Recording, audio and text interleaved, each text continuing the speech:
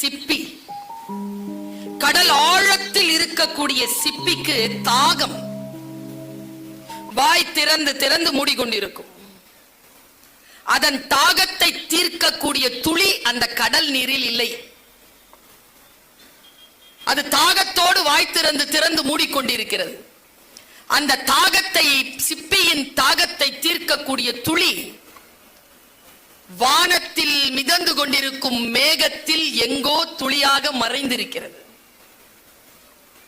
அது வந்து இறங்கி கடல் ஆழத்திற்குள் சென்று அந்த சிப்பியின் தாகம் தணிக்கக்கூடிய அந்த வினாடியில் அது முத்தாக மாறுகிறது. நான் பேசிக் கொண்டிருப்பது புத்தகம் எனும் போதி மரம்.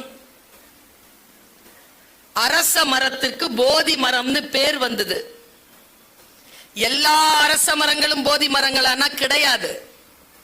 புத்தன் உட்கார்ந்ததனால் அது போதி மரம். என் கையில் கிடைத்த போதி மரமாக தோழன் சொன்னான், உன் பேரனின் மகன் வாகனங்கள் இன்றி தெருவில் நடப்பான்.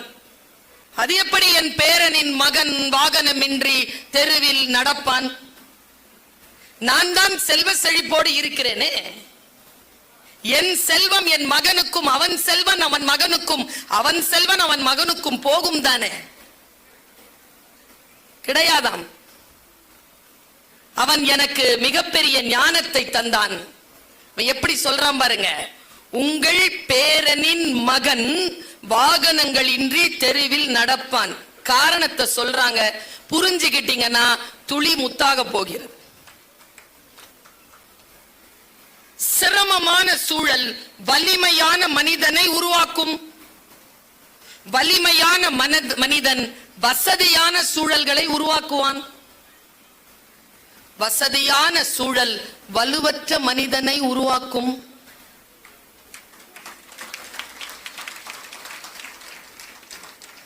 வலுவற்ற மனிதன் சிரமமான சூழலை உருவாக்குவான். அந்த சிரமமான சூழ்நிலையில் உன் மகனின் பேரனின் மகன் வாகனங்கள் இன்றி நடப்பான். அப்படி என்றால் அவன் எனக்கு ஏதோ ஒன்று சொல்கிறான்.